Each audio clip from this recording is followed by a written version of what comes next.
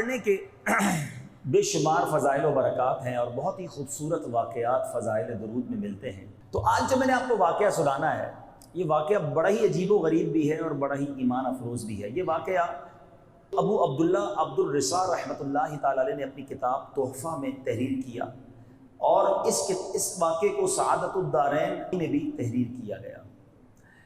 واقعہ کچھ یوں تھا کہ ایک شخص بڑا نیک تھا، پرہیزگار تھا، مگر غریب بھی تھا، بال بچوں والا تھا۔ ایک رات جب اس کی آنکھ کھلی، تھوڑی دیر نیند کرنے کے بعد، تو دیکھا بچے رو رہے ہیں۔ بچوں کو پوچھا کیا وجہ ہے؟ بچوں نے کہا کہ کھانا نہیں کھایا ہے، بھوکے ہیں، فاقہ ہے۔ اب وہ نیک شخص ہے، عبادت گزار ہے، مگر بچے فاقے سے ہیں۔ کیا شاندار تربیت تھی اس کی اور اس کے بچوں کی۔ اس نے کہا ایسا کرو، سب میرے قریب آ جاؤ۔ بیوی بچوں کو جمع کیا اور کہا چلو مل کر نبی پاک پر درود پڑھتے ہیں۔ کھانا نہیں ہے، ہاتھ تنگ ہے، سرور کائنات علیہ الصلوۃ والسلام کی بارگاہ میں درود و سلام کا نذرانہ پیش کرتے ہیں۔ ساری دنیا خواندی ہے خیرات مدینے دی، ہمارا بھی کام ہو ہی جانا ہے۔ وہ درود پڑھنے لگے۔ درود پڑھتے پڑھتے اس نیک شخص کی آنکھ لگ گئی۔ آنکھ تو کیا لگی، آنکھیں بند ہوئی، قسمت جاگ اٹھی۔ پیارے آقا علیہ الصلوۃ والسلام خواب میں تشریف لائے۔ سرور کائنات علیہ الصلوۃ والسلام نے فرمایا کہ ایسا کرو، فلاں تاجر بزنس مین کے پاس جاؤ جو مجوسی ہے، مجوسی کہتے ہیں آگ کی پوجا کرنے والے، اس کو میرا سلام دینا اور اس کو کہنا کہ نبی پاک نے یہ فرمایا ہے کہ جو اللہ نے تمہیں مال دیا ہے اس میں سے میری مدد بھی کرو، اور تمہاری یہ جو دعا ہے وہ قبول ہو گئی ہے۔ یہ شخص اٹھا اور حیران ہوا کہ خواب میں تو پیارے آقا ہی تشریف لائے ہیں۔ یہ ایک آج مسئلہ بھی سمجھ لیں کہ جس نے، علماء کہتے ہیں جس نے نبی پاک کو خواب میں دیکھا اس نے حق دیکھا، کیونکہ پیارے آقا کی شکل میں شیطان نہیں آ سکتا۔ پیارے آقا کا دیدار ہوا ہے، سمجھ لو واقعی نبی پاک کا دیدار ہوا ہے۔ مگر یہ پزلڈ ہو گیا کہ پیارے آقا مجھے کسی غیر مسلم کے پاس سلام دے کر بھیجے، آگ کے پوجا کرنے والے کے پاس۔ دیر از سم تھنگ رانگ۔ دوبارہ سو گیا، درود پڑھتے پڑھتے دوبارہ سو گیا۔ پیارے آقا علیہ الصلوۃ والسلام خواب میں پھر تشریف لائے۔ فرمایا کہ جاؤ اس مجوسی سے کہو کہ نبی پاک نے تمہیں سلام دیا ہے، آقا نے فرمایا میری مدد کرو، اور دیکھو جو تم نے دعا مانگی تھی وہ دعا قبول ہو گئی ہے۔ اب یہ پھر حیران، صبح اٹھا اور اب کہا پیارے آقا دو بار تشریف لائے ہیں۔ تلاش کرتا کرتا کرتا اس مجوسی کے گھر پہنچ گیا۔ وہ تو one of the big business man تھا، بہت بڑا اس کا گھر تھا، بہت سارے نوکر چاکر تھے۔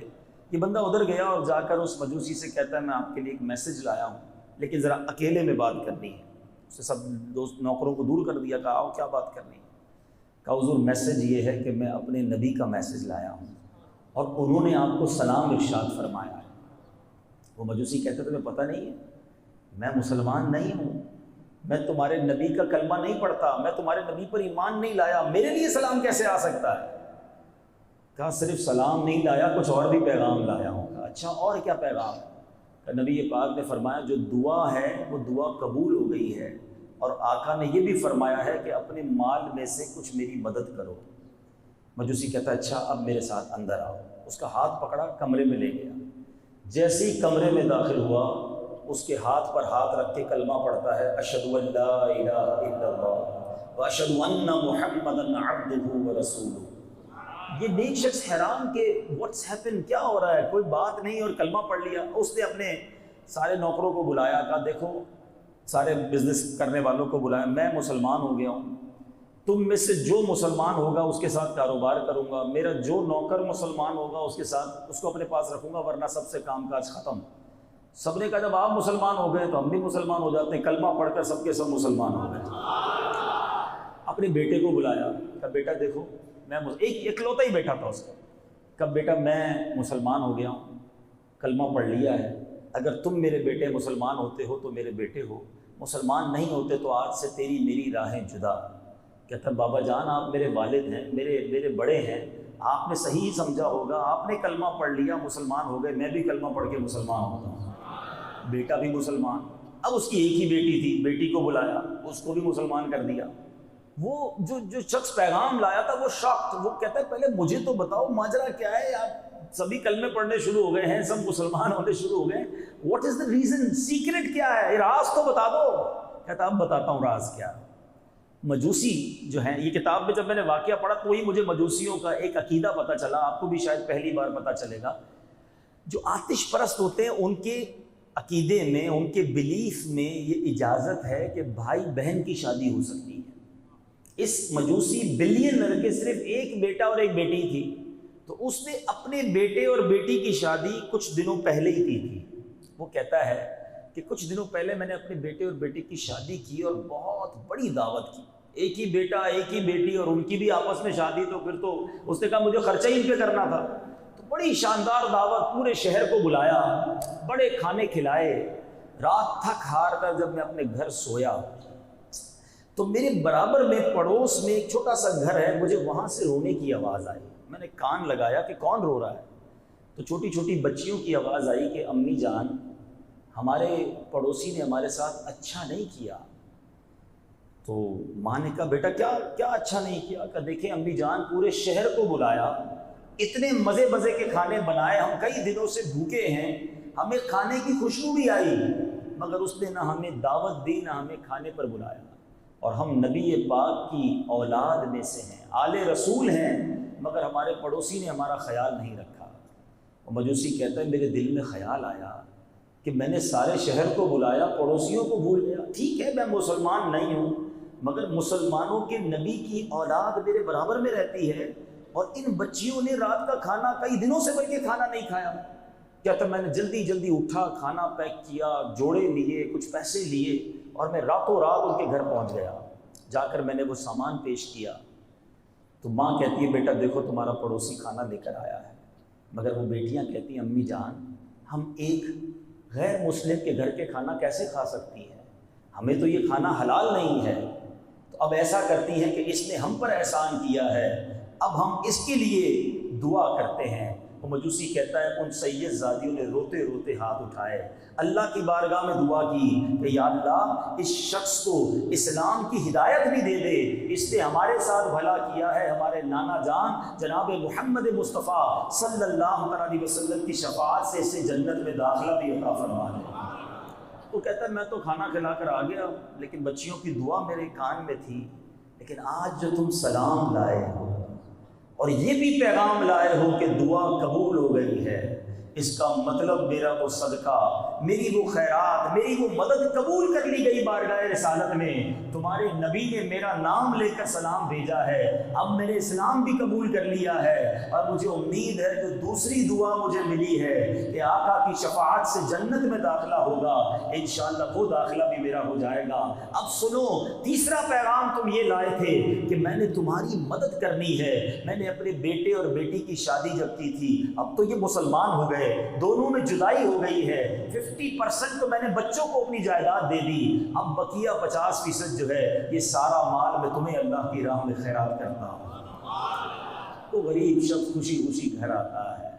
نیچے اسلامی بھائیوں، یہ واقعہ اگر میں آج کچھ اور بیان نہ بھی کروں نا، صرف اسی واقعے پر میں اگر مدنی پھول دینا شروع کروں کہ کیا کیا لیسن ملتا۔ سب سے پہلا لیسن، شخص غریب تھا، نمازی تھا، عبادت گزار تھا، مگر کیسا غریب تھا کہ بچے رات کو بھوکے سوئے ہوئے ہیں، مگر اس نے کیا کیا؟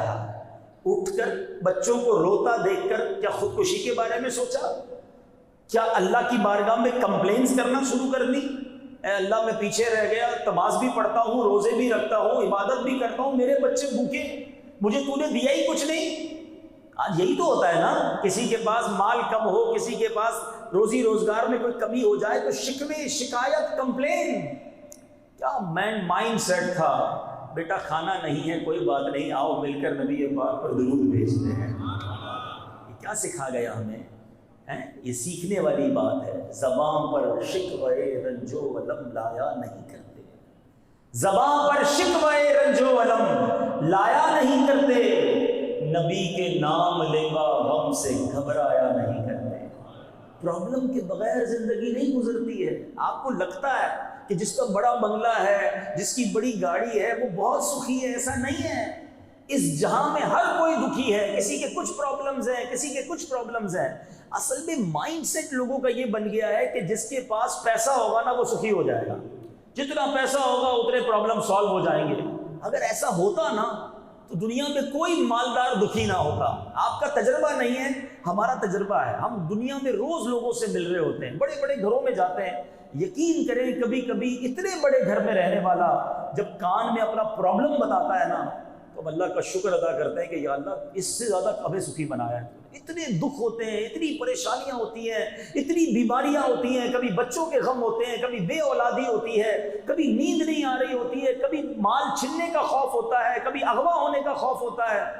یہ نہ سمجھو کہ سارے سخی ہیں میں دکھی ہوں۔ صحیح بتاؤں، ایک میں آپ کو چیلنج کرنے جا رہا ہوں، جیسی آپ لائف گزار رہے ہیں نا، ایسی لائف گزارنے کے، ایسی زندگی گزارنے کے کروڑوں لوگ خواب دیکھ رہے ہیں۔ جی جناب، ٹھیک ہے آپ بیمار ہیں، ٹھیک ہے آپ غریب ہیں، آپ میں سے کوئی قرضے میں بھی آیا ہوگا، کوئی ایسا بھی ہوگا جو کرائے کے گھر میں رہتا ہوگا، میرا کوئی ایسا بھائی بھی آیا ہوگا جس کے پاس کنوینس نہیں ہوگا، اور وہ سوچ رہا ہوگا کہ کیا ہو گیا مولانا صاحب کو، کہہ رہے ہیں میری جیسی زندگی گزارنے کے خواب۔ جی جناب، جو لائف آپ گزار رہے ہیں، آپ جیسی زندگی گزارنے کے خواب کروڑوں لوگ دیکھ رہے ہیں۔ اب میں ثابت کرتا ہوں کیسے۔ آپ اور میں سب چل کر مسجد میں آئے، کئی ایسے ہیں جو چل ہی نہیں سکتے ہیں۔ آپ اور میں یہاں سے واپس اپنے گھر جائیں گے، ٹھیک ہے نا؟ کئی ایسے ہیں جن کے پاس گھر ہی نہیں ہے۔ آپ اور میں آزاد ہیں، آج بھی لاکھوں مسلمان جیلوں کے اندر ہیں۔ ان کو کتنا ارمان ہوتا ہوگا کہ میں بھی اس بار سحری افطاری اپنے بچوں کے ساتھ کروں، مگر قید ہے۔ آج دوپہر کا کھانا میں نے اور آپ نے کھا لیا ہے، کئیوں نے رات کا بھی کھا لیا ہوگا، مگر کئی لوگ آج بھی ایسے ہیں جنہوں نے صبح سے کھانا نہیں کھایا ہوگا۔ ہم کہتے ہیں ہمارے پاس کچھ نہیں ہے، میں پیچھے رہ گیا۔ آپ اور میں ہاتھ سے کھانا کھاتے ہیں۔ جاؤ کبھی ہاسپٹل کے اندر، نالیوں کے ذریعے خوراک دی جا رہی ہے، لاکھوں روپے موجود ہیں۔ میں کل پرسوں ایک مریض کو دیکھ کر آیا ہوں، اس گھرانے میں پیسے کی کمی نہیں ہے، بڑے بڑے ڈاکٹرز کو دکھا لیا، علاج کروا لیا، ٹیسٹ کروا لیے، سمجھ ہی نہیں آ رہی بیماری کیا ہے۔ بتاؤ نا، اگر پیسے سے علاج ہوتا تو کروڑوں روپے خرچ کر کے وہ شخص علاج کرا لیتا اپنے گھر والوں کا، نہیں کرا پا رہے۔ اللہ جسے چاہے صحت دے، جسے چاہے سکون دے۔ رب سے سکون مانگو، سکھ مانگو۔ یہ صرف پیسے کے پیچھے پڑھ کر اپنے آپ کو غریب سمجھ کر جو ڈی مورلائز ہو رہے ہو، یہ بے وقوفی ہے۔ خدا کی قسم، وہ مزدور اچھا ہے جو تھوڑا کماتا ہے، حلال کماتا ہے، سکون کی نیند سوتا ہے، بچے نمازی ہیں، فرما بردار ہیں، گھر میں کوئی بڑی بیماری نہیں، وہ بڑا خوش نصیب ہے۔ کیوں بنگلے والے کو دیکھ کر، کیوں گاڑی والے کو دیکھ کر، کیوں پیسے والوں کو دیکھ کر اپنے آپ کو کمتر سمجھتے ہو؟ ہمارا پرابلم ہی یہی ہے، ہم نے زندگی میں ٹارگیٹس ہی کچھ اور بنا لی ہے۔ میں ادھر اس جیسا گھر لوں گا تو سخی ہو جاؤں گا، ویسی فیکٹری بناؤں گا تو اصل زندگی کا مزہ آئے گا۔ چھوٹی اسکوٹر ہے، وہ بڑی والی جس دن گاڑی لے لی نا، بس زندگی کا مقصد اسی دن پورا ہو جائے گا۔ اللہ کے بندو، یہ کس چکر میں لگ گئے؟ تم بڑی گاڑی لوگے تو تم سے بڑی گاڑی والا پھر نظر آئے گا تم کو۔ اب تو وہ زمانہ آ گیا، لوگوں کے اپنے پرائیویٹ ایئر کرافٹ ہیں، کدھر تک دوڑو گے؟ کس سے لڑائی لڑو گے؟ کس کا کمپٹیشن کرو گے؟ عقل مندی کیا ہے یاد رکھو۔ زندگی کو اگر انجوائے کرنا ہے نا، سیٹسفائی لائف گزارنی ہے، تو زندگی گزارنے کا ایک ہی مقصد، بڑا اچھا طریقہ علماء نے لکھا کہ نعمتوں میں اپنے سے کمتر لوگوں کو دیکھو، بڑے مزے میں آ جاؤ گے، بڑے سیٹسفائی ہو جاؤ گے۔